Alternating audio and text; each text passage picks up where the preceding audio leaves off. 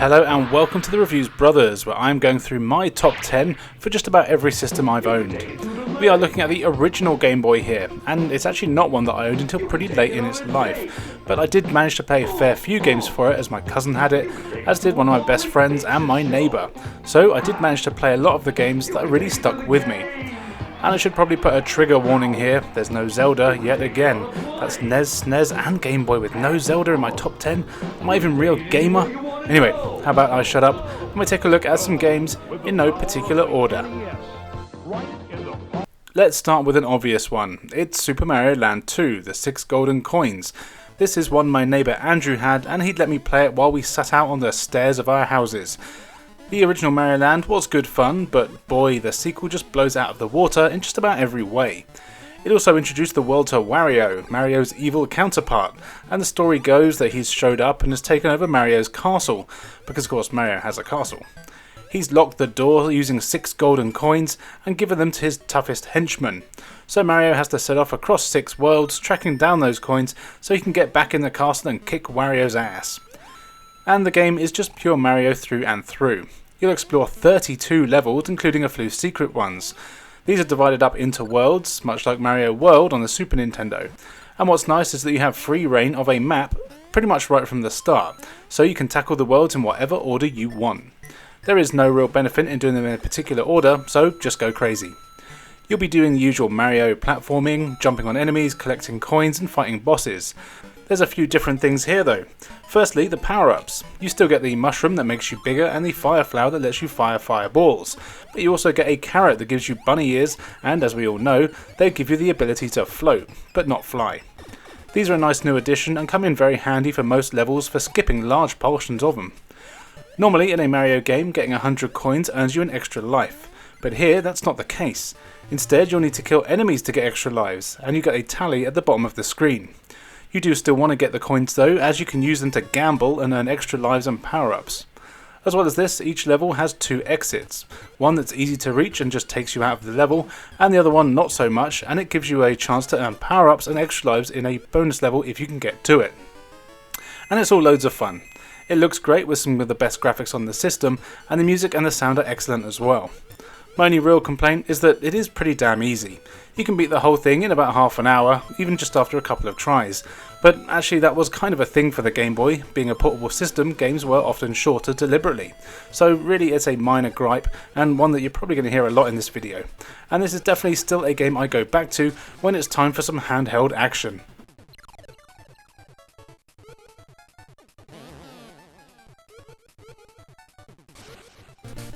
Double Dragon 2 is one that my cousin had, and I would play all the time round his house after school while we were waiting for my parents to pick me up. This was actually the first Double Dragon game that I ever played, and it actually got me into the series. You play as Billy Lee, and amazingly, your girlfriend hasn't been kidnapped.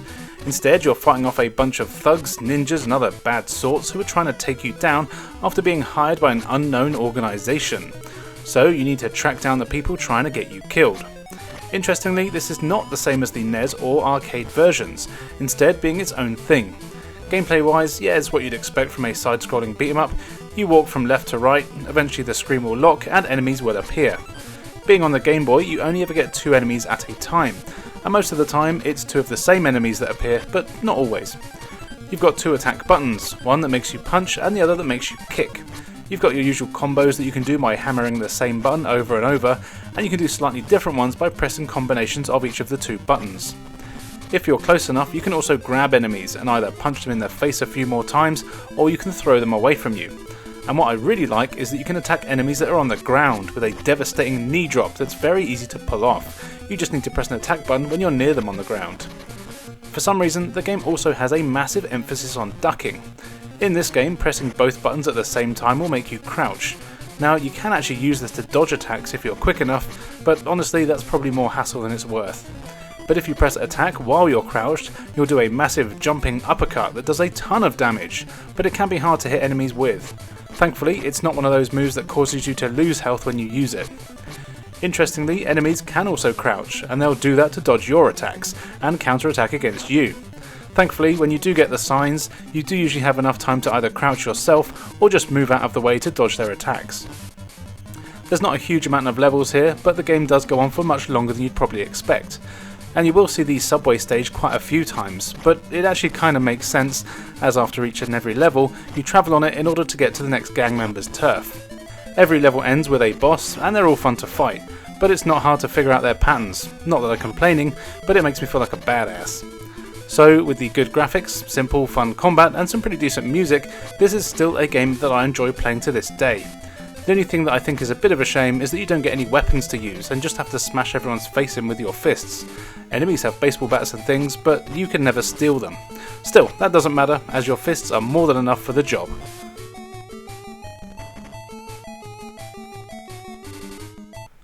Bart Simpson's Escape from Camp Deadly is a game that my friend Andy gave me along with the Super Game Boy back in the day when we were stupid and didn't know the value of things like this. Literally, he just gave them to me. And it's one of those games that I fully acknowledge isn't very good at all, but I have such strong nostalgia glasses for it that I can't help come back to it on a surprisingly regular basis. Bart and Lisa have been sent to Camp Deadly, which is advertised as being a fantastic getaway for kids with loads of activities and so on, etc, etc, but wouldn't you know it, it was all a ruse and it's a horrible camp with awful people, terrible activities, and worst of all, they make you eat broccoli. So Bart and Lisa decide to escape, and that's what you have to do. As it's the theme here, the game isn't long, but it will likely take you a while to get through. Levels see you going from left to right for the most part, the first one being a capture the flag scenario, so you need to avoid other people who are out to kick your ass, as well as the various bees and other hazards around the forest that you're in until you can track down the flag. You can throw rocks at enemies to stun them and run past, but you'll also find Lisa in a few places throughout most of the levels. She'll give you various power-ups, like boomerangs which will actually kill enemies and come back to you. You also get 1-ups and even a beekeeper suit that you can use to run past the stingy bastards.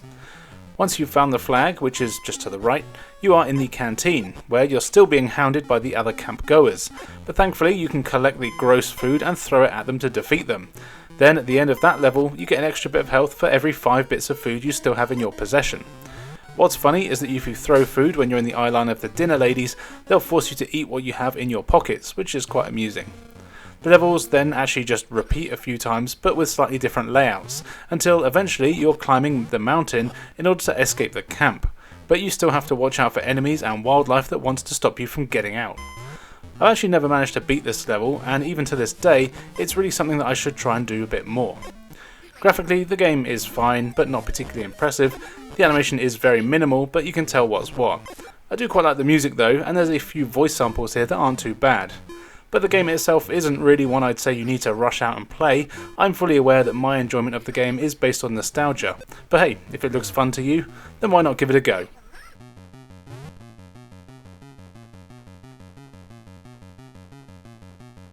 Here is Super Hunchback, a game that doesn't get talked about, well, ever as far as I'm aware.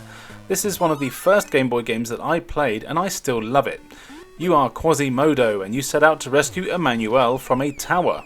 This involves running through dozens of pretty small levels where you'll need to collect fruit for points, letters that spell extra for extra lives, and eventually you'll find the bell at the end of each level so you can move on to the next one. But it's never easy. This is a really cool arcade platform game, and even though the levels are small, they are packed with hazards to stop you from getting to the bell. There aren't actually enemies in the game really, instead you just have to navigate some tricky platforming sections. As you progress there'll be cannonballs coming at you, arrows, fire and so on. What's cool is that most of these don't actually kill you, instead they just stun you for a few seconds, but each level does have a pretty strict time limit, so taking a few hits will often mean you won't have time to get to the end. They do a good job of mixing the levels up as well. There's a lot of verticality in them as well, so it's rarely just a case of going from left to right. And you'll actually need to use the hazards to your advantage as well. You can ride on top of some of the projectiles to help you reach new areas quicker, especially when there's a cannon firing into the air. You can just ride the ball to the top of the level. That's what she said.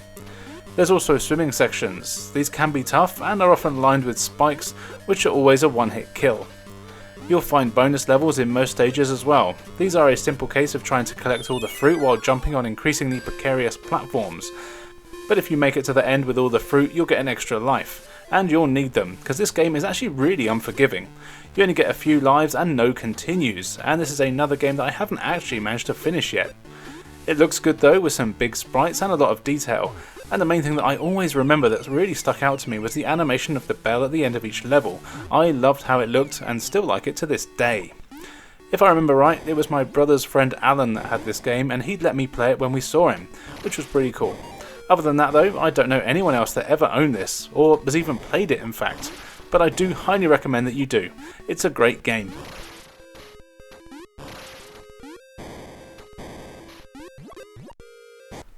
Kid Dracula is a really fun action platform game that's actually set in the Castlevania universe, which is nice. This is a sequel to the Famicom game that only got a release in Japan as far as I'm aware, unless you get that Castlevania collection, which I've got on the PS4. And it sees you playing as Kid Dracula. Galamoth, the evil git from the first game, is back, so you just have to go and kick his ass. Amusingly, Kid Dracula did know a bunch of spells, but has forgotten them, and the minions that he needs to remind him of the spells have defected, so you've got to hunt them down and give them a good seeing to, so they'll know who their true master is, and also teach you your old abilities.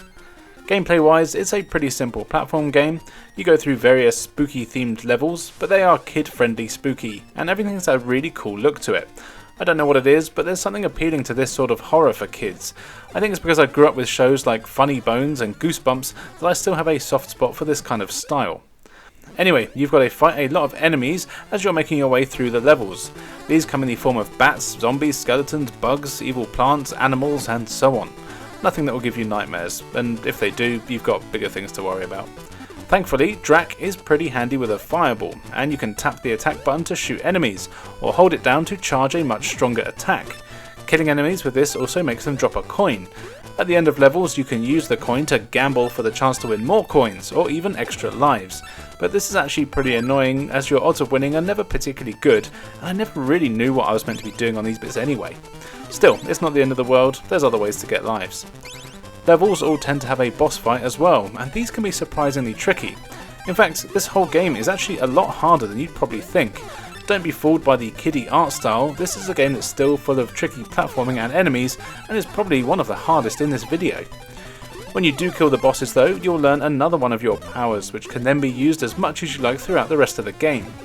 You have your charge shot, or you can turn into a bat and fly for a short while, reaching new areas. There's also a power that lets you shoot 5 homing blasts, and even one that lets you walk on the ceiling. These all have their uses, and you can switch between them all with the exciting select button. Just remember to switch back to the previous ones, so you don't try and use the wrong one at the wrong time like I often did. You get a limited number of lives here, but there is a handy password system, which is always appreciated, so you don't have to start from the beginning every time. It's a good looking game with some large funky sprites, and there's plenty of humour in there as well, which is always nice. It would have been cool if there was a few more ties to the Castlevania games, but oh well, who really cares. Overall, this is a really fun platform game that stood up the test of time, and another one I would definitely recommend.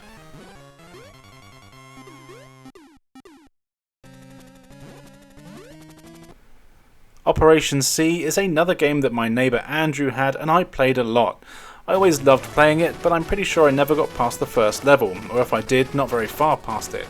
I have very vivid memories of the submarine boss giving me a hard time. Anyway, this is the first Contra game for the Game Boy, and while it doesn't play quite as well as its NES big brothers, it is pretty damn close and a hell of a lot of fun. The story is your usual Contra fare. You play as Bill, and there's aliens all over the place that need shooting in the face. So you'll fight through cities, forests, alien bases, and more. Along the way, you'll be attacked by a ton of evil bastards that will kill you in just one hit, if they do so much as touch a hair on your muscular head. But that's Contra, baby! As always though, you are armed to the teeth with various weapons that you can use to take the bastards down. Here, your default weapon is the machine gun, which is pretty nice. Then you can get the spread gun, which is probably what you'll tend to stick with. There's a flame weapon, which is powerful but just not that fun to use, and this was the first game in this series to introduce a homing shot, which is basically a homing spread. It is a lot weaker, but it's great for taking out lots of enemies at once, and a lot of which take one hit anyway, so I guess it's not that much harder.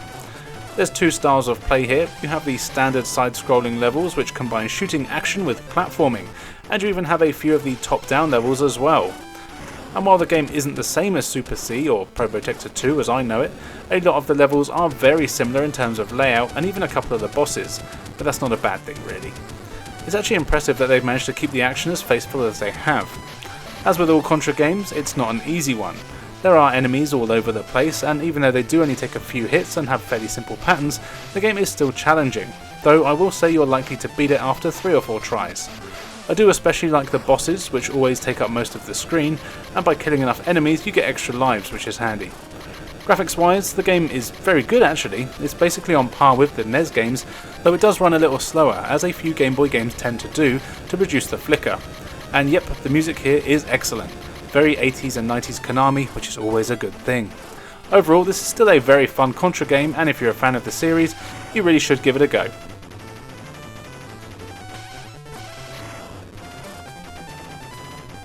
Time for one you might not know now, it's Penguin Wars. This was another one that my neighbour Andrew had. It's a very simple sports title where you get to choose from one of a few lovable creatures like a penguin, bat, cow, rabbit and a rat. And sadly, this is not a harrowing tale of penguins fighting to the death, instead it's just a sport called Dodgy Ball. You have to play against all the other animals. You are on either side of a table with 5 balls each, and the simple aim of the game is to get your 5 balls over the table into your opponent's side. As soon as all 10 balls are on one player's side, that player loses the game. Each game also has a time limit of 60 seconds. If it reaches 60 seconds, the player with the fewest balls on their side wins. If a player is hit by one of the balls, you're knocked unconscious for a while, and you can't move or do much of anything, so you want to dodge the balls and try to whack your opponent with your balls. I would mention Toby Von Doom here, but I'm not going to. The different animals have different strengths and weaknesses, which are a bit of a trade-off. Some are faster at moving and slower at throwing, and vice versa, and some of them are just tougher, so they won't be stunned for as long after you get hit by a ball. About halfway through each match, an obstacle thing appears in the middle of the table, which can move around. I'm not entirely sure what they're meant to be, and as you progress, tables get more and more of these obstacles to avoid as the time gets on. Hitting these things will cause your balls to bounce back to your side. You can also charge your throw to be faster and do more damage if it hits your opponent. Once you've beaten all the other creatures, then the game just loops but gets harder and faster each time. In every few levels, you'll get a bonus stage where you throw balls at various things. It's nothing mind-blowing, but it's a nice change for a few minutes. The biggest downside to the game is that there's very little to it. There's only a handful of characters and just one game mode, but it's still really fun to play, and I did find myself getting a bit hooked on it when I went back to play. And it must have done something right to be one of the first games that I always think of when someone brings up the Game Boy. The graphics here are basic, but they're fine. There is only one music track that might grate on you. Actually, that's not true, there's 2. The bonus level has its own one as well. And you can play this in multiplayer. In the unlikely event you can find a second player with a copy of the game and a link cable. I bet it'd be good fun if you did.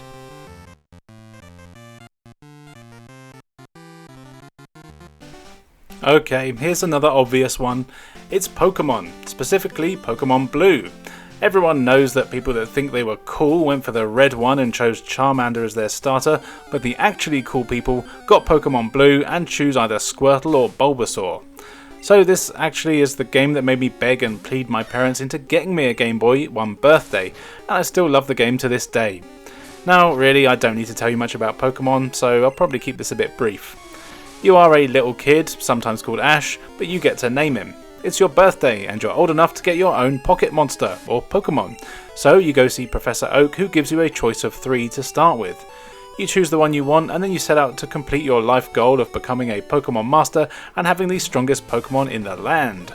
As you all know, you do this by battling in a turn-based battle against wild Pokemon and other trainers that you meet along the way in what is essentially a game of rock, paper, scissors, depending on the different types of Pokemon.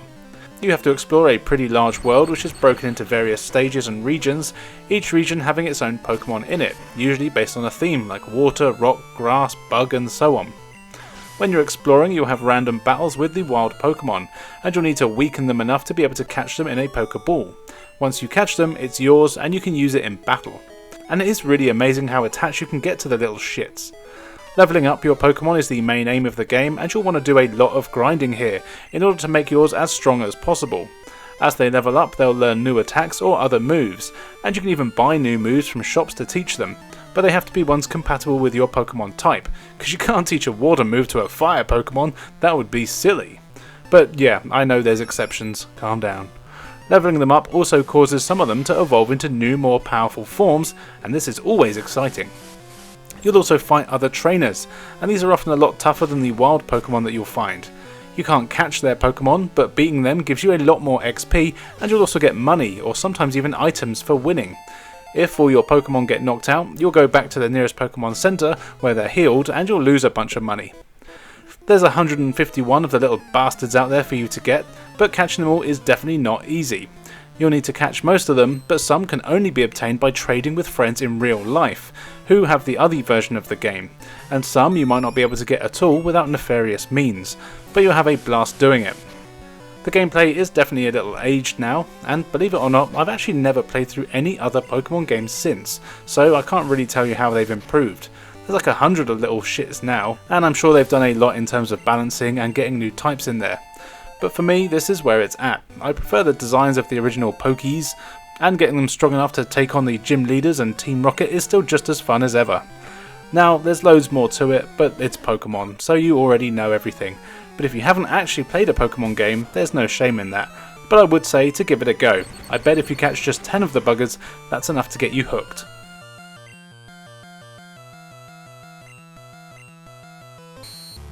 And yeah, time for another obvious one. This time, one that my mate Tom had. It's Tetris, and really, what do I need to say? It's Tetris, the classic puzzle game that is still being made for modern consoles to this day. It's super simple. Blocks of various shapes fall from the top of the screen, and you have to arrange them to make lines. It's a premise so simple, but continues to be one of the most addictive games of all time. The Game Boy version is often cited to be the best one, and it's easy to see why. The simplicity of it all is just fantastic. There's no stupid bells and whistles here, no power-ups that ruin things, and no gimmicks. It's just plain, simple, block-falling goodness. You can rotate the blocks to how you need them, and for every 10 lines you make, the game will speed up slightly, and you'll be surprised at how quickly it becomes a frantic race not to fuck things up. But if you do place a block just one square out of where you meant to, this can often completely mess up your game, leaving a random gap that can take forever to fill while you pray for a straight piece to come down so you can clear that block of 4. Graphically, the game is simple and exactly all it needs to be, and the music of course is fantastic, and the sounds are minimal as they should be. And really, that's all I need to say, isn't it? It's bloody Tetris, and it's brilliant. I have a vivid memory of being in my mate Tom's bedroom. He was playing Monster Bash on his DOS PC while I was playing Tetris, and I played until the batteries died, at which point I probably had a childish sulk. Good times.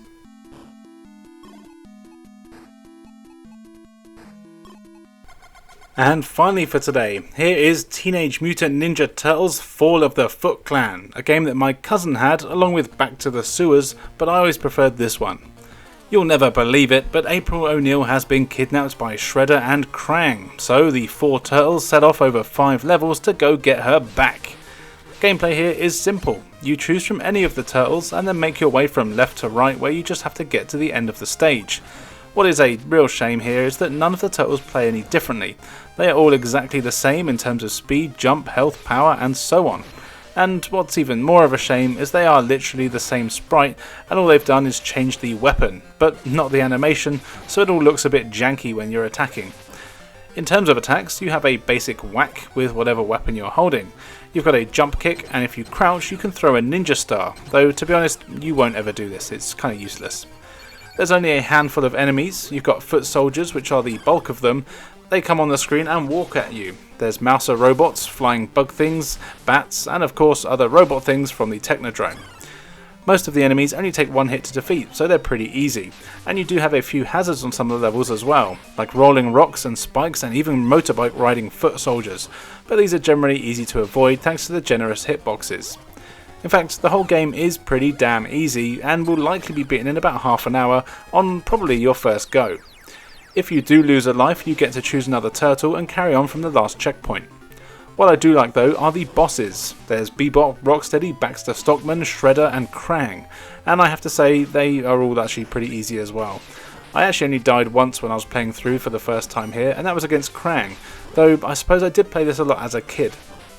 But still, even though it's short and easy, like me, it's still a fairly fun game that I do come back to whenever I'm playing the Game Boy. I know the third game, Radical Rescue, is meant to be better, but I haven't played that yet.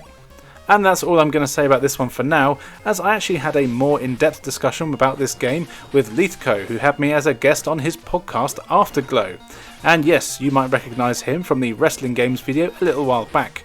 So make sure you check out the Afterglow podcast to hear my thoughts on this, and of course check out the rest of his episodes as well. Link is in the description below.